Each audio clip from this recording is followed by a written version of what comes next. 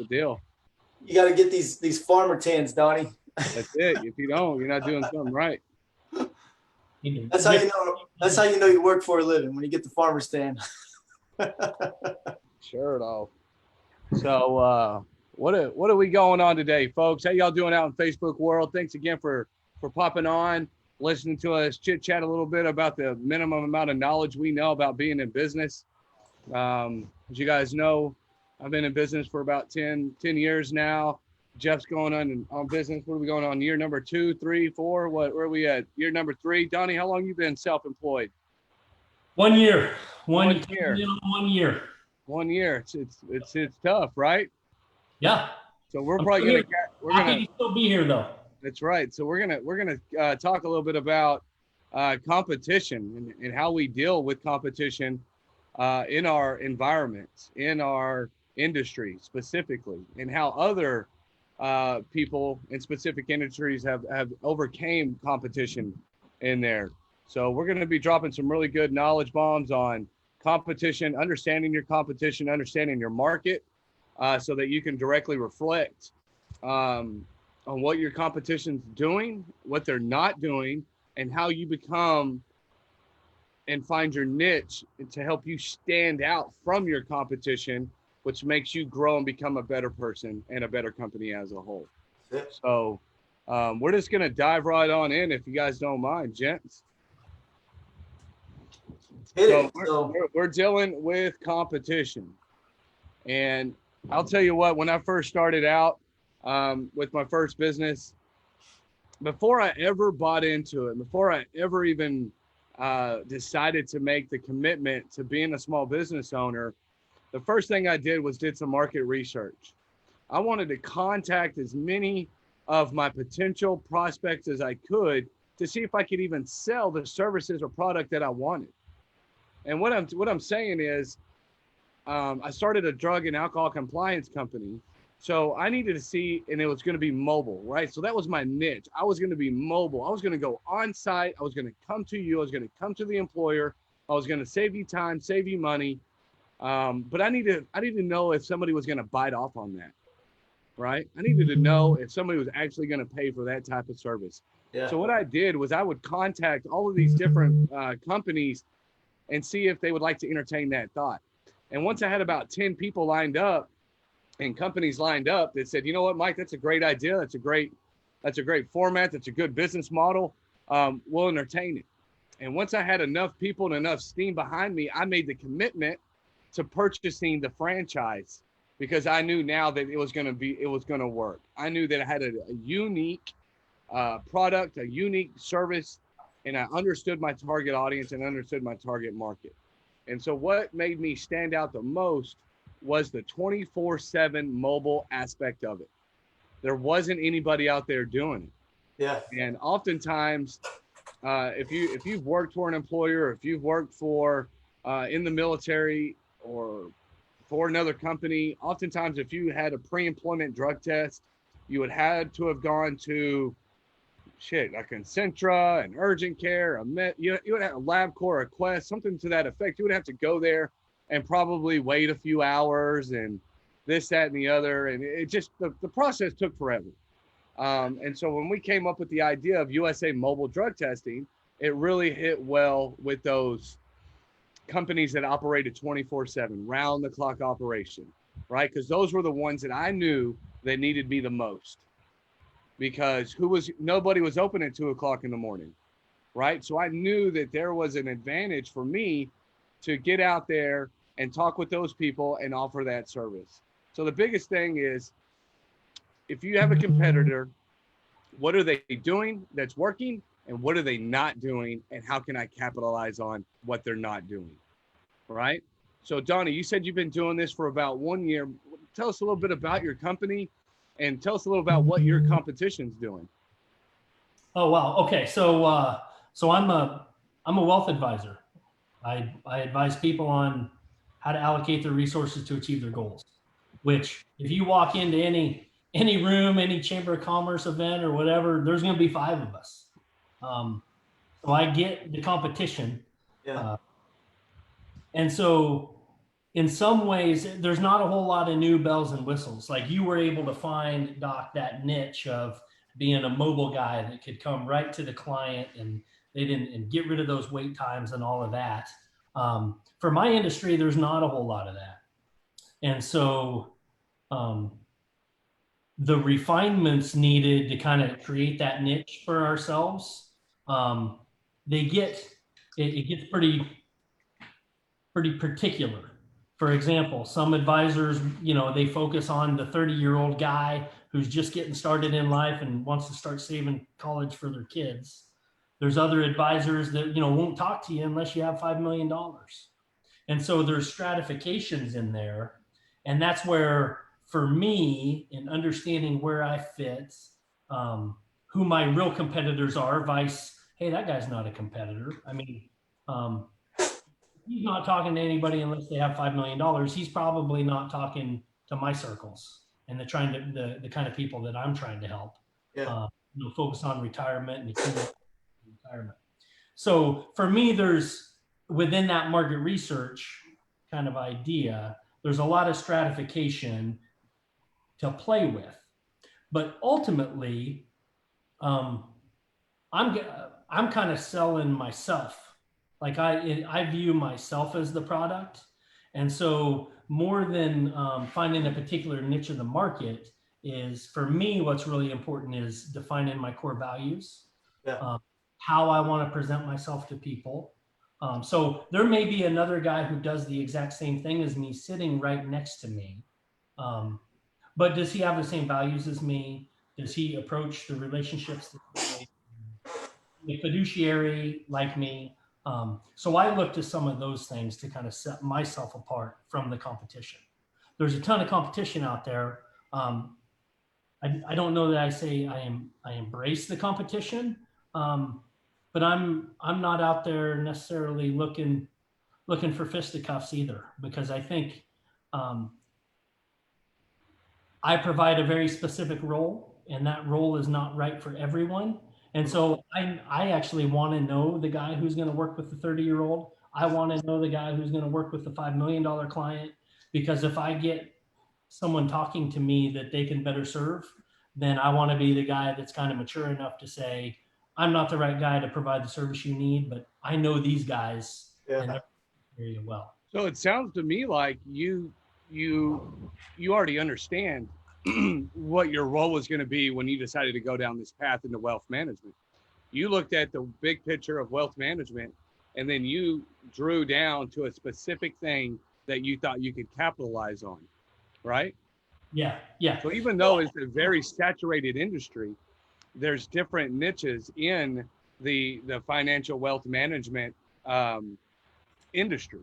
Because what I heard you say was you have a specific target audience that you cater to, right? Yes. Therefore, removing competition along the way, because all of your outliers aren't bugging you, because you got this one street that you're staying on. You're staying in your lane and capitalizing in that sector of wealth management, right? Well, the other thing too is that he understood of the mindset that you get in these modes where I don't have any competition. A lot of folks say, oh, I don't have any competition. To be honest with you, it doesn't matter what you do. That's bullshit. Everybody has competition. Every market is saturated to a certain extent. Being aware of competition is already, if you feel like you don't have any competition, you probably haven't done your research, right? Absolutely. Doc, when you broke the ice today, starting this, you said before you rolled out anything, you did what? You did your market research. Did my market research. I understood my target market. I understood who needed it, who didn't need it. So that was the same with me. Before Black Level AV started, I put 6 months into market research. That was every zip code in Rockwell County and surrounding areas.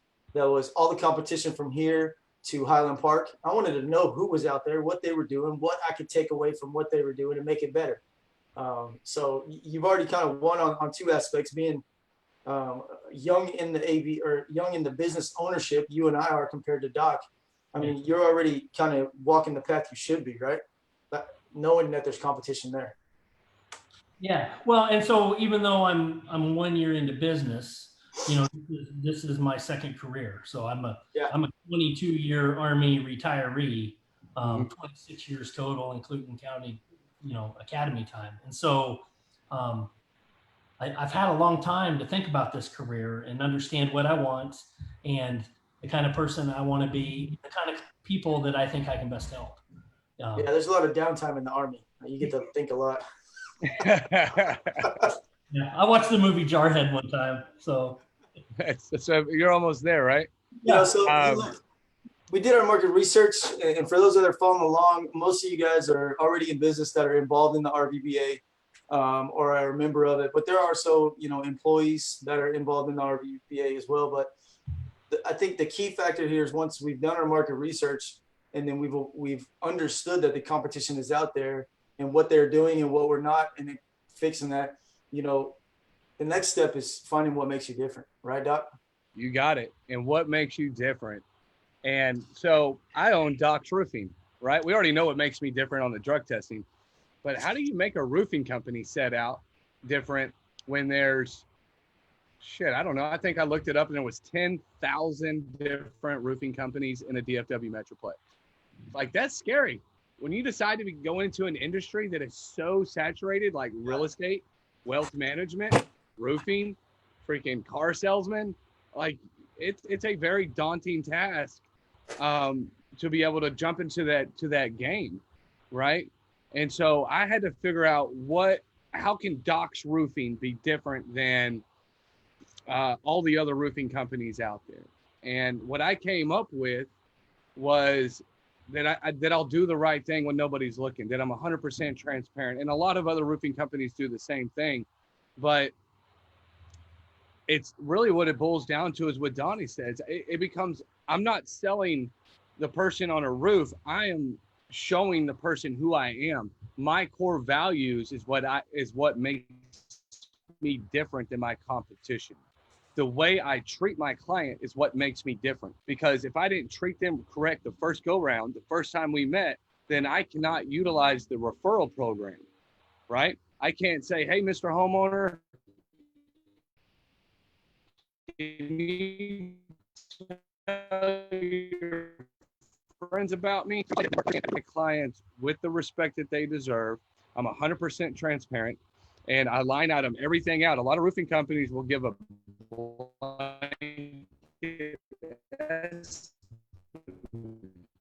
I'll do plus this, plus that. How we're going to go through the entire process from start to finish, providing the before photos, the during photos, the after photos, extra steps along the way gives my client the vote of confidence to choose me over the other roofing companies. Now, do I win them all? Absolutely not. Am I ever going to beat the cheapest guy on the block? Absolutely not. But I don't pride myself on being the cheapest guy out there. And I think a lot of us don't either. I know Jeff doesn't. He's not going to cut his costs just to make $1. We're here to build a brand. And that is so crucial when running a business. And that's how you keep that a competitive advantage, is by respecting your brand and respecting the morals and values of your business, so that you're here for a long time, not a short time. Yeah, because at the end of the day, man, do you want to chase a dollar to spend 10? Absolutely not. You know what I mean? Right. And in my industry and in the technology industry in general, whether that's AV, IT, whatever, I mean, the products that we sell, man, for the most part, I'd say half of what we sell can be found online. You know what I mean? So that's where you get these DIY home automation installers and stuff like that. So when you sit down and come up with what makes you different, this is something that worked for me. Is I took a yellow notepad, right, and I put a big fat black line down the middle of it and said, what do I do the same? What do I do different? And then I weighed them out. And then I went back after I made my own list and looked at each competitor website, Facebook page, and then wrote next to it, okay, they do this, they do this. Oh, and then I read circle, this is what they don't do. And what they don't do is they don't project the image and the brand of confidence. They hide behind, and I'm not talking about my competition, but other competitors, sometimes they hide behind a marketing team. what sets me apart is I'm the guy that's going to sell the job, install the job, service the job. Yep. Doc and I were talking ahead of the Facebook Live. You know, I won a couple of contracts this week because the client asked me, how big are you? Well, I'm a small company. Anybody who knows me knows that. That's why they went with me, because they know that I'm going to be the person that's there. So that's a unique character for me in my business. So what you just talked about is it's called a SWOT analysis. There you go. Right? So that's almost business 101, right? It's called a SWOT analysis. It's with the strengths, the weaknesses, the opportunities, and the threats, right? So when you're looking at your competition, we have to do a SWOT analysis on our competition. What are their strengths? What are their weaknesses? Where's the opportunity? And what's my threat? And when we understand those key things, we're able to fully understand our competition and take advantage of those threats, of those weaknesses, as well as those opportunities. And we want to adapt the strengths that help them to get to where they're at, right? So sometimes we get lost in the details of running a business because we have such big, grandiose ideas, and we forget that, man, we really need to dive deep and understand exactly how the people behind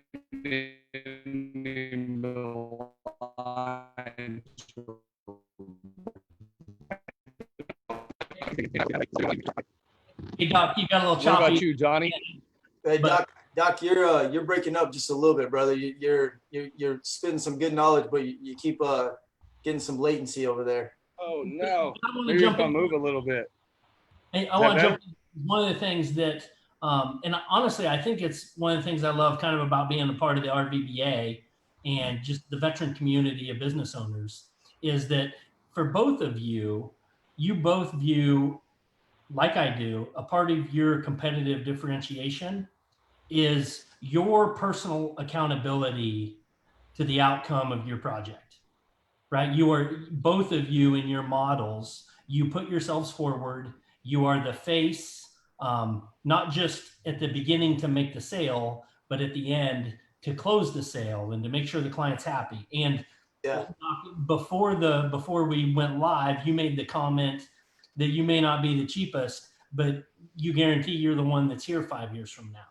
Yeah, and that's extremely important about this community. I wanted to highlight that because I don't think that attitude exists in all business communities. No. Quite, I've seen it here in Rockwall among the veterans. Well, it goes back to mindset, and hang out with us more, and you'll understand real quick that everything we do, from planning logistics and carrying out anything with our businesses or even with the RVBA, all starts with the right mindset. And that's exactly damn right. And I said that verbatim to 3 different clients this week about how invested I am in the community and my circle is. You know, I'm always telling people about people in the RVBA that they need floors, paint, walls, roofs, what you name it. You know, that's where I dig from, because that's the people that are here. They're invested. They may be in competition with each other. Prime example, James Kennard. Love that guy. Love him to death. Was at a job site today. Dude rolls by, swings out, says hi. Ended up talking about RVBA and how we're going to support CASA. Those are the kind of people you want working for you as employers, as clients, as people that care really about what's going on in their own community. Yeah, because rest assured, I can't tell you how many of my clients I've ran into at Walmart, I ran into at the local stores, or wherever out and about throughout my day. And if I didn't follow through all the way to the end, I wouldn't be able to have that relationship long term. I mean, I still get people that I've done roofs from 3 years ago, and to say, hey, Mike, how you doing? You know what I mean? If I'm out in McKinney and I ran into them, they still remember who I am. And that's what differentiates me from my competitor. Because I'll get people that call me, hey, man, I got a leak. And I'm like, well, how long ago did you do your deal? And they're like, oh, a few years ago. And I'm like, well, why didn't you call that other company back? I'm like, well, we did. And the guy didn't remember me. And he says he doesn't warranty it, or he's not in business anymore. And and it's just befuddling to me, for lack of a better word, of how can you go into business and then get out of business after 2 years, 3 years, or not answer your phone, or not do your due diligence, and continue to build and massage that relationship for longevity. Because I didn't get into business to just to see what it was, to put my toes in the water, right? I jumped in, feet first, sank to the bottom, and now I'm swimming my way back to the top. Hey, there's a good question that came through right here, and I want to engage some of these comments because I love speaking with you guys, but one of my most favorite thing here is the comments that come in. So someone says, what about expertise? Do you ever deal with competition by just being flat out better? Let me speak on this one real fast. And I'll never throw anybody under the bus by name, but I would say a good section of the business that I do in this community is fixing my competition's work. And I had the same conversation you just mentioned. Why didn't you call the other company back? And it all boils down to service. It all boils down to service because for the most part, roofers can roof. Wealth management guys can manage wealth. AV guys can install AV equipment. What it really comes down to, and why you win projects and why you win the hearts of your people and your clients, you guys see me use this hashtag Black Level AV Family on 99% of my clients' posts. They call me back for the service. They call Doc back for the service. They remember people like that. So yeah, to answer your question, yeah, I deal with my competition by just being flat out better than them. And I'll say without even being. That's confidence. You have to have about confidence. What they think. Yeah, absolutely.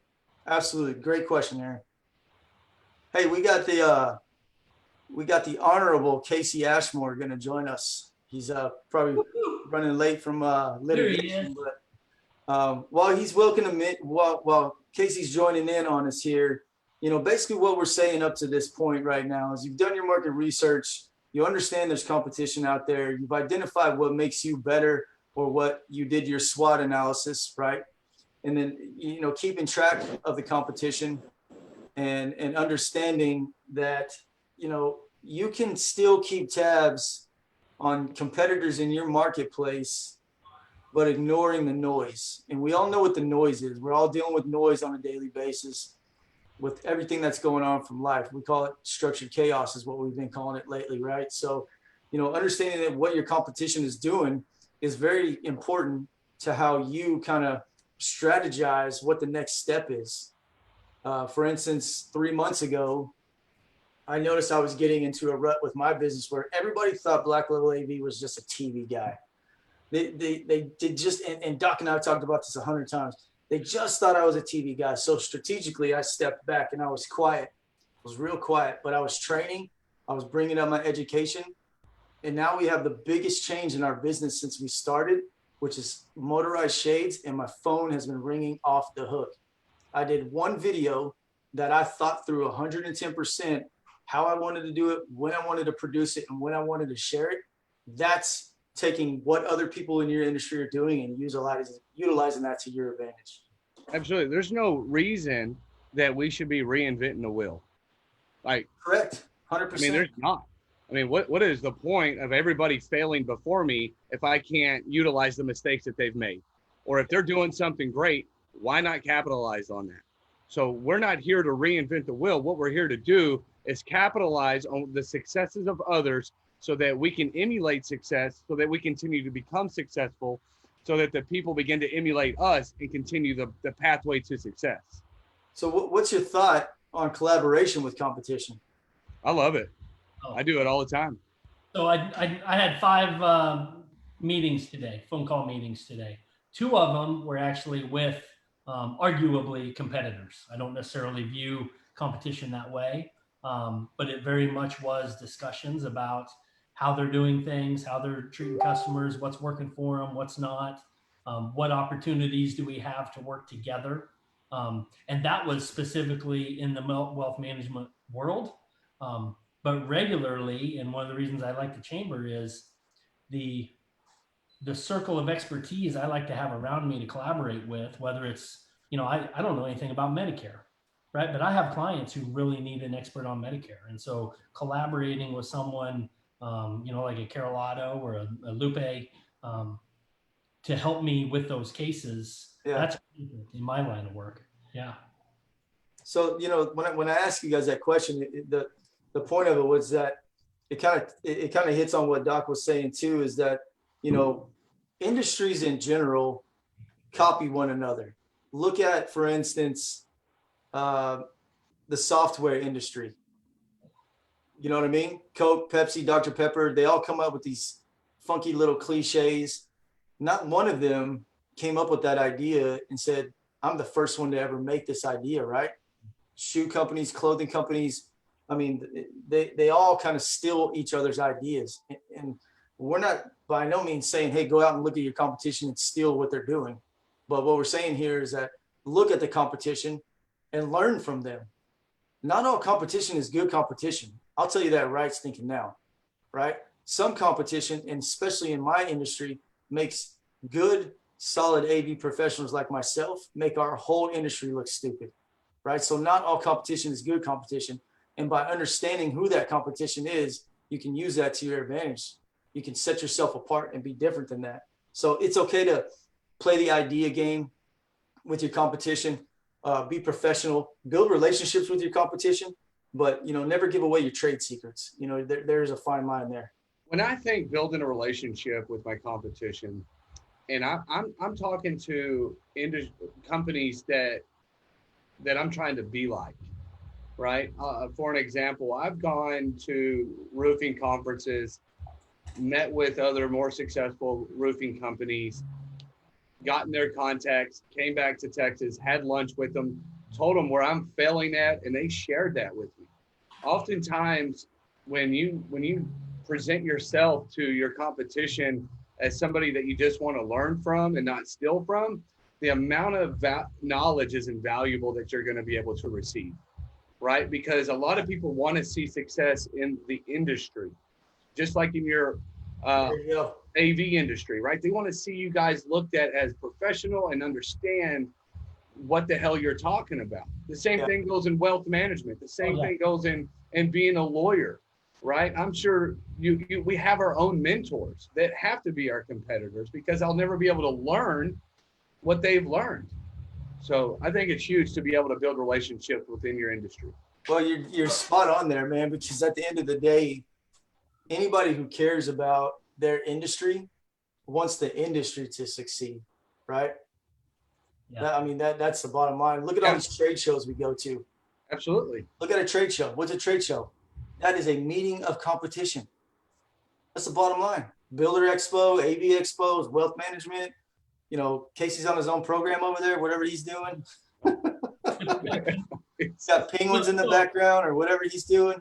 I want to share a quick story because I think it applies of when I first learned this lesson, right? So in the circle of veterans here, you know, as a platoon leader, there's always that pressure to be the best platoon, right?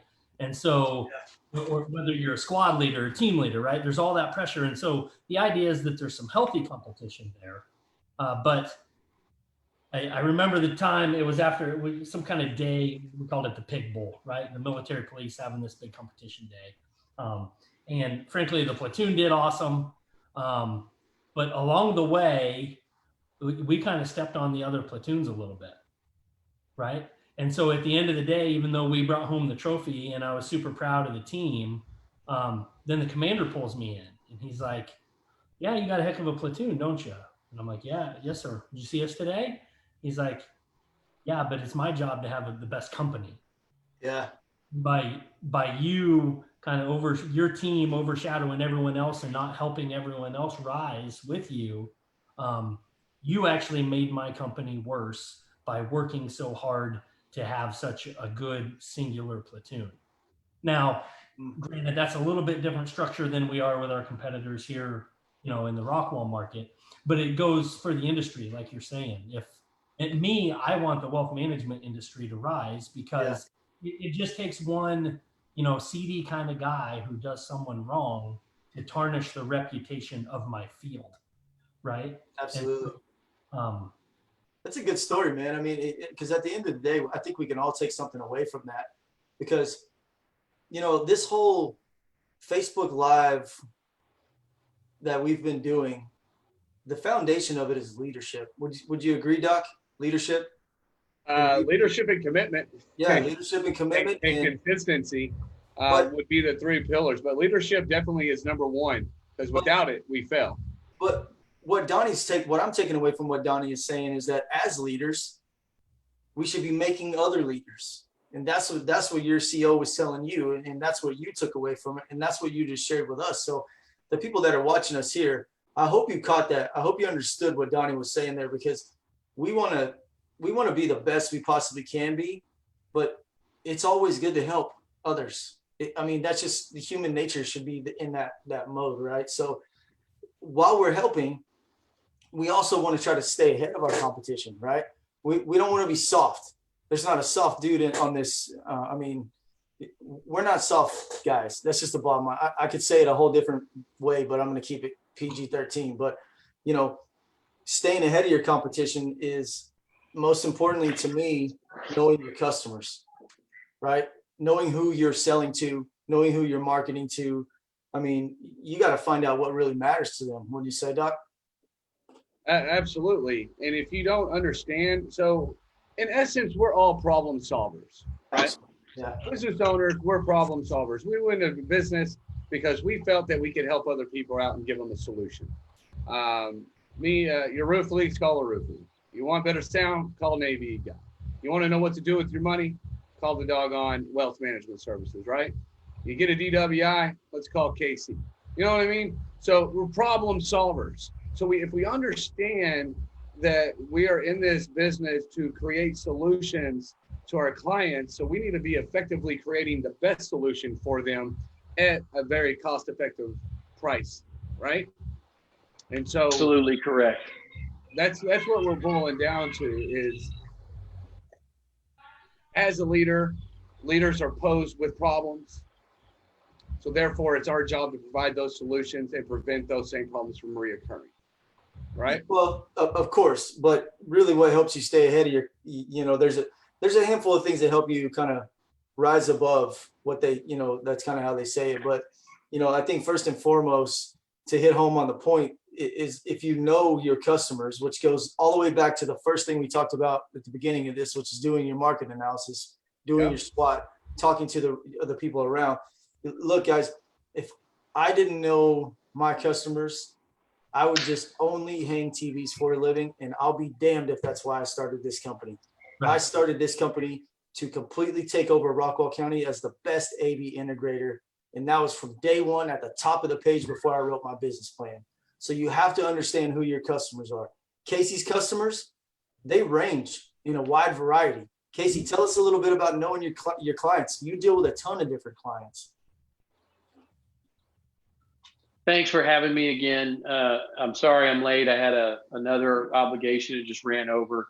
But here's a couple things that I'll say about competition is that, one, that mindset that you and Johnny and Mike have all talked about is absolutely the mindset you have, that you want to be the best. You want to be the industry leader. You want to be the world shaker in your field. And if you're starting in a place, if you're dropping anchor in Rockwall County, start here and be a world mover here in Rockwall County. Absolutely. Toyota had a motto when they started that it was just very simple, but it was essentially that they would make the best possible machines at the best possible price with the fewest problems of anybody in the world. Just three simple ideas. And in 20 years, they challenged the worldwide, not the American market, the worldwide market, right? And yeah, a lot of that had to do with helping Japan after World War II and really getting that country going in a free market. And there was a lot of goodwill coming from our country to theirs, but it has benefited the world. The machines that they make today, 80% of everything Toyota has ever built is on the road today. And that's from 1960. That's from company inception in 1946 or whatever. Yeah. 80% of everything they've ever made still runs. That's amazing. That's crazy. And you know, and again, was it inspired by the Ford Model T, the longest running, most reliable automobile in the history of everything, or the Chevrolet, wheel drive car that pervades everything? The modern day trucks are based on that original Cadillac design. And it's the reason why they took the motto, the standard of the world, back in 1920. So the thing about it is, you've got to, like Cadillac, you're not going to have competition. You have people who emulate you, right? You are a world changer. Yeah. Cadillac, yeah, maybe their image is tarnished over the years. I mean, they've made some cars that are like, whoa, that's a Cadillac.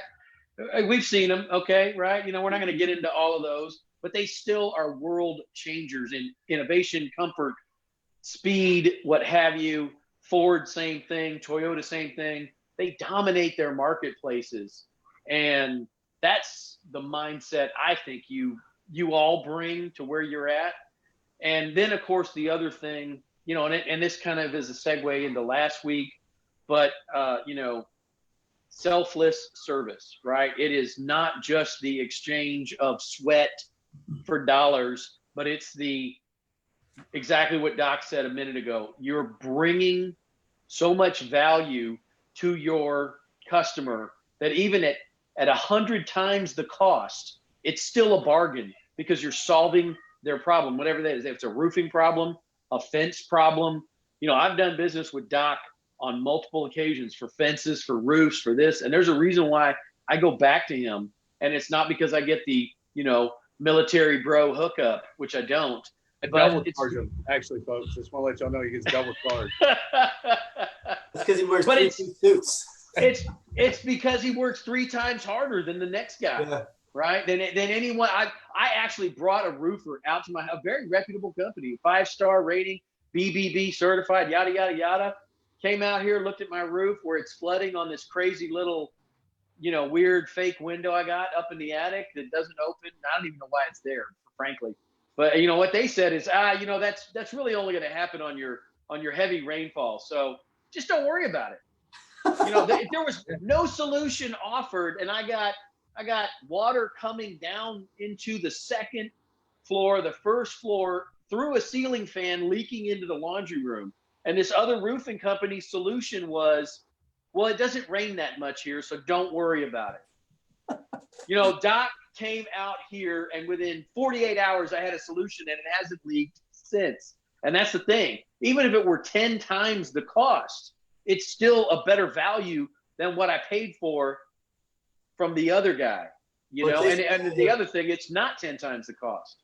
Casey came in here blazing guns, didn't he? Hey, so let me ask you the question I asked you 15 minutes ago. What I wanted to hear from you real quick is really about knowing your customers. So, I mean, we want to keep pressing on here. And Casey, you know, I love you to death, and I'm just breaking your balls. But knowing your customers is huge. But also step up your marketing, right? All of us here have different ways we market. That could be social media, that could be Google, that could be YouTube. You know, Casey's phenomenal at videos on a very consistent basis. Doc's stepping up his video games. Donnie, tell us what you're doing with your marketing that is making an immediate impact with your business today. Okay, so and related to kind of your point, the know your customer. So I think there's the market research Doc talked about when he was firing up his businesses, where you're knowing your customer, and so it helps you find your competitive edge because you know what product they want. But I also think it's important to know your customer's perspective on how you're supposed to compete for their business, right? Know what your customer expects from the way you market and the way you present yourself. And so quick story time, because I got kids and we moved every couple of years. And so for my boys, that means every new football coach, every new baseball coach, every wrestling coach, they got to make a new impression. And sometimes they're moving into a community where, you know, Jimmy has been the quarterback for 8 years. And well, it doesn't matter that you were the quarterback in Colorado, because we don't live in Colorado anymore. You got to start from scratch and earn that role in your new community. Yeah. And so kind of the conveyance of understanding what the coach needs to see for you to make that impression is very similar in my mind to me understanding what my potential clients want to see from me as I'm marketing. Do they want to see me stepping on people's necks to get their business? I don't think so. Not in my business. That's not how we go about it, right? Would they rather see me collaborating with people like Casey if I have if one of my clients has a legal thing, or an insurance expert? Do they want to see that collaborative approach, where they know that forefront of my model is to make sure I'm providing my client the best service, even if that means I'm introducing them to someone else. So for me, and I know that may be a little bit different, but that's how I am approaching things in my business. That's a good outlook, though, man. I think great outlook. I do not need everyone in Rockwall to be my client.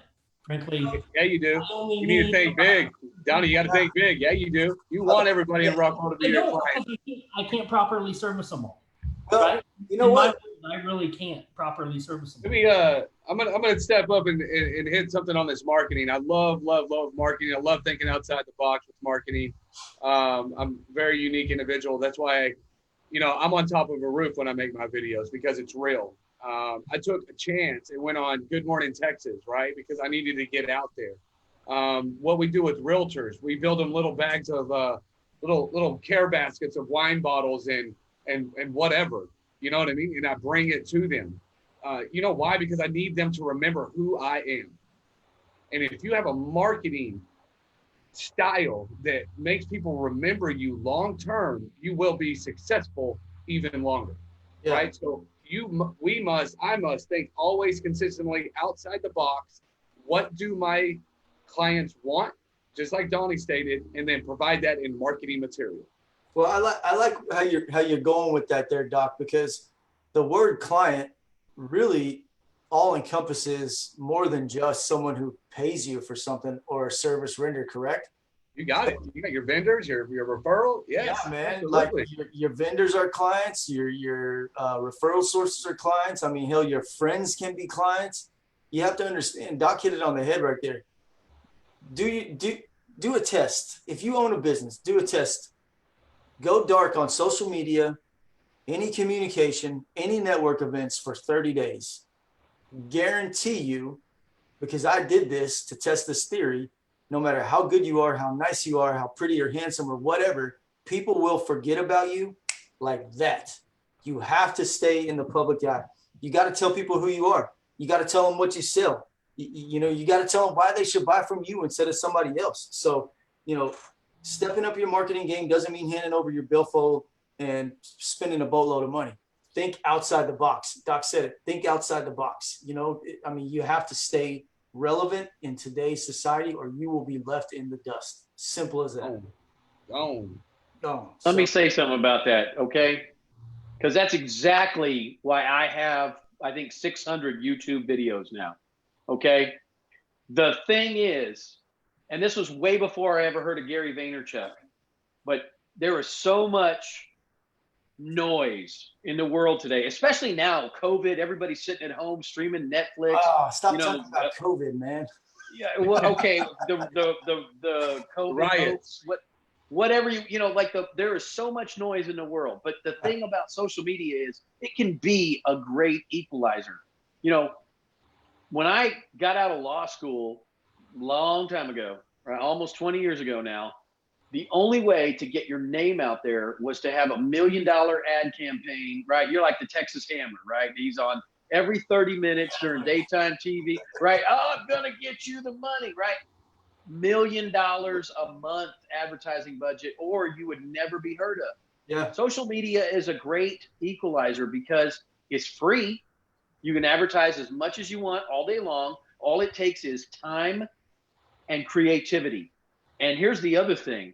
And this is something that was validated when I finally did discover Gary Vaynerchuk about 2.5 years into my, 566 YouTube video, adventure that I was on. But I started doing YouTube videos on a daily basis because I felt like there was too much negativity on Facebook and social media. And I wanted to do something to challenge that, to make it better, to make it for what it was, in my opinion, intended to be for, which was to permeate good and kindness and love into the world. The thing about it is, you can get on social media as many times as a day you want. You can post 100 tweets and they can all be snarky bullshit, and you're going to have, 5 followers. And the only time you're going to hear on social media from people that validate you is if you're the biggest a-hole, or you're going to hear because you did something they think is wrong. So you never know if it's doing good or not doing good. But you know what? A continuity of, Trace Johansson said this to me a few years ago. It's the paradigm of giving. If you are constantly giving good, good comes back to you in way you can't see around all the corners where that good is going to come back to you. I had a cop stop me the other day in the courthouse in Van Zandt County, which I only go to once every 2 to 3 weeks. And he was like, "Hey man, I saw that YouTube video you did from Patagonia, blah, blah, blah. I thought it was awesome." Wow. What's he doing? What's he doing watching my junk down? I'm riding motorcycles at the end of the world. Why is he watching that 3 months later? Because he's bored at home and he's looking for something good and something uplifting and something positive, And that's the thing, is that you can use this to bolster yourself, or you can use it to chip people down. And I think as long, like we run to the light, guys. The RVBA, we run to the light. We are bringing the light, and people flock to the light. Right? Because there's so much darkness and badness. And, you can watch MSNBC, New York Times, and all that media bullshit, and you think the world is ending every second. And in a lot of ways, for a lot of people, it may be, but a lot of that's mindset. Right? Now, I'm not going to get on my news soapbox, but again, counter that, man. Be the light. Well, you're kind of jumping into kind of the next point we wanted to discuss, which is updating your image, right? Like that. Before you go on, I got a question. It's kind of the younger guy. I want to ask you and Doc, and maybe KC if there's time. He's the grandfather. Yeah. So one thing I think you guys do amazingly well, and it speaks toward the quality of your work that your clients are willing to do it for you, is the way you do your referral system, or kind of your testimonials. Like I've seen Doc out. I don't know if you get your clients on the roof or not, but you just finished the job, you got the happy customer, and I see you go live or whatever. So my industry, I'm not allowed to do that. So, but I think it's really cool the way you guys do it. So but it's usually important. Where does that come from? How's that work? Tell us. It's extremely important, because if we don't get the feedback from our clients that we need, because here's the truth of the matter, right? I can do 1,000 great roofs, but I mess up one time. Yeah. One friggin' time. Like, right? You know what I mean? My image is ruined. My brand is gone. I'm crawling out of this hole, and it's just like, whoa, we make mistakes as business owners. We make mistakes as men, as humanity. And so we have to understand forgiveness on the same token. So that's why it's so important for me to get the compliments and the negativity, right? But I also need to tell them. Some of the times I send out back a questionnaire that says, if I could do it all over again, what could I have done better? Right? Because I can't always see my pitfalls.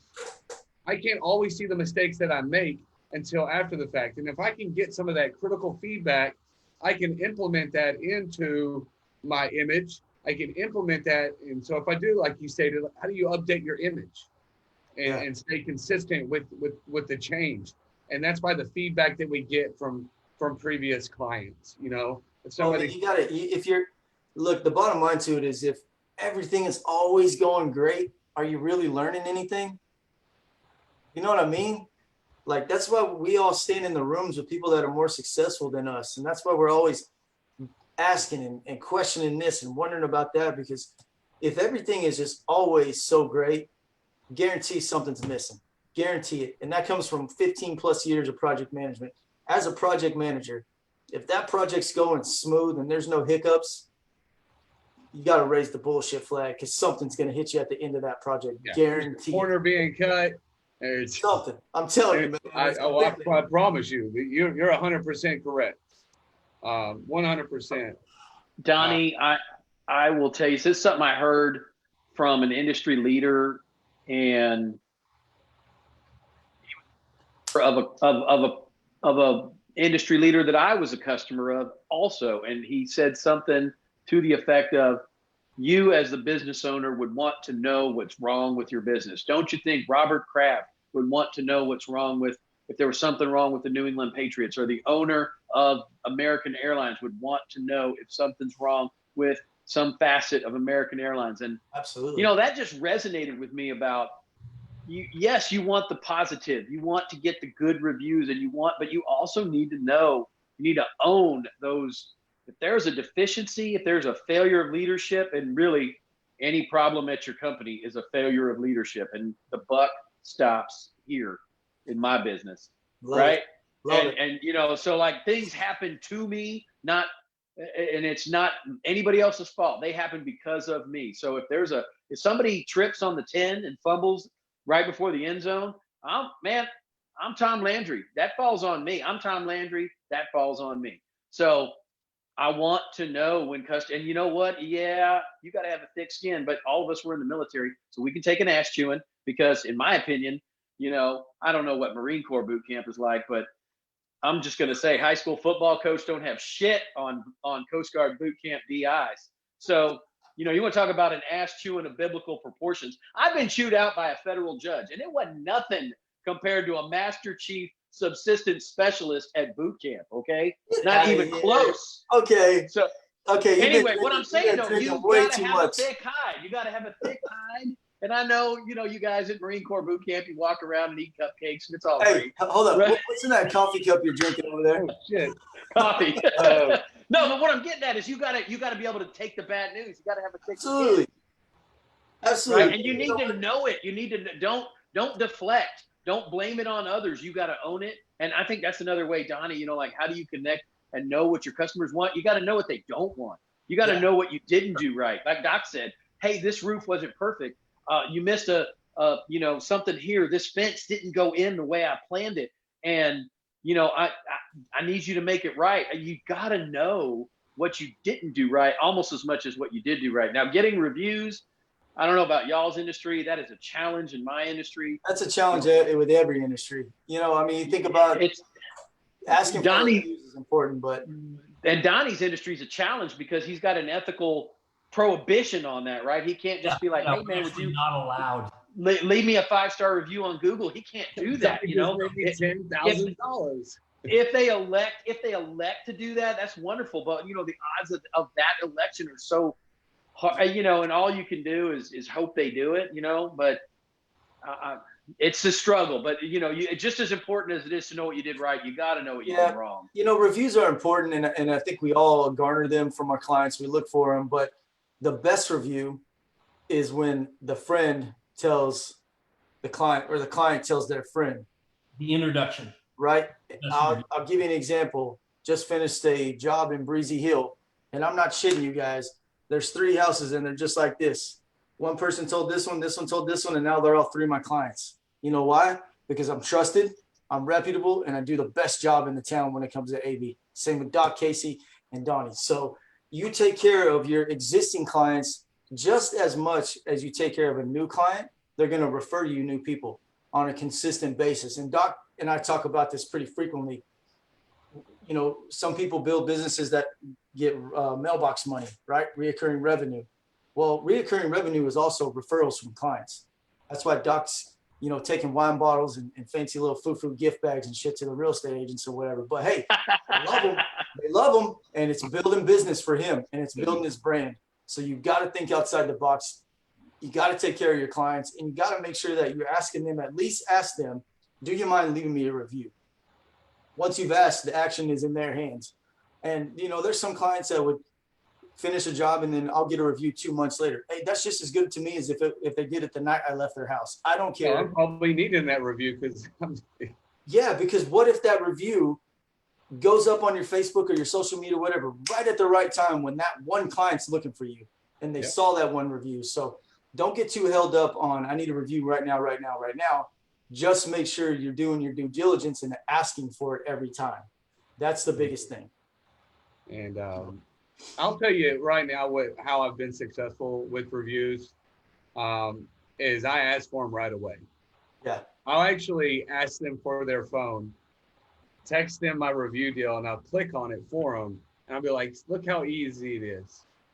Show me how easy you can do it. Encourage them, right? Empower your clients to do it, right? People love affirmation. People love to feel empowered. People love to take authority and ownership of what they're doing. And if you cater to those characteristic traits and those attributes that people want, what do they? I think they call it your love language. Right? I thank my clients. I'll give them a gift. You know what I mean? Like I got coolers made with my logo on them. And if I had a great relationship with my client, I do it. You know what I'm saying? If I have a great, I always want to leave them with something that they'll remember me by. And that's how I try to take care of those existing clients. Because when they're in the garage and they're shooting the shit with their neighbor and they're like, hey, hand me a cold one, they just and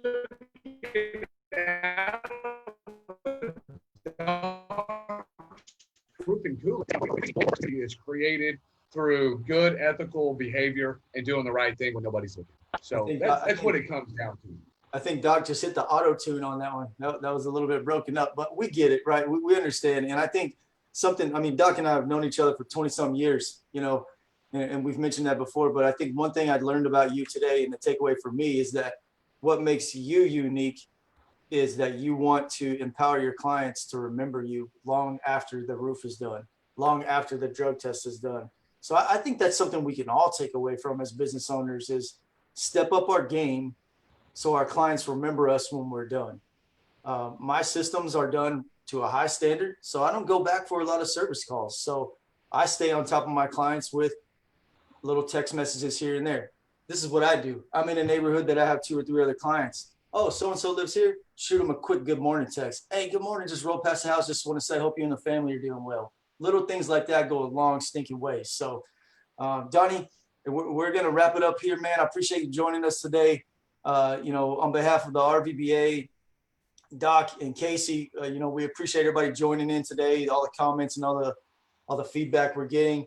The RVBA is a veteran run, but also Patriot supported network that we're building here. So we don't close our doors if you're not a veteran. I hate to beat the dead horse here, but I want you guys to understand that us veterans, we're 1% of the population. That leaves 99% of education, motivation, and a lot of people out there that can help us with our mission. So if you're at all interested in becoming a part of the RVBA, you want to join in, hell, right now we're taking, shoot me a text, shoot us a Facebook message. You want to fill a spot on this video because you got something to run your suck about? We're all for it. Bring it in. Yeah. But come in here with thick skin because we shoot it real. We don't bullshit, and we're going to tell you some real things. So if you really want to be in a winner's circle, the RVBA is where it's at. So I want to thank each one of you guys taking the time out every week to do this. This is week 6. And, man, I love it. We're killing it. We know this is for the long game. Casey, I don't know about you and those daggone penguins back there, but I love you, man. And I appreciate you joining us. But, hey, you know what? You guys are what make the RVBA successful. And, I can't thank you guys enough. Without you guys, we wouldn't be doing what we're doing. So I give all the credit to you, and I really appreciate you. Hey, big thanks for everybody. We have a good one. We'll look forward to next Thursday. All right, next Thursday, boys. Semper Fi. For inviting me again. Semper Paratus.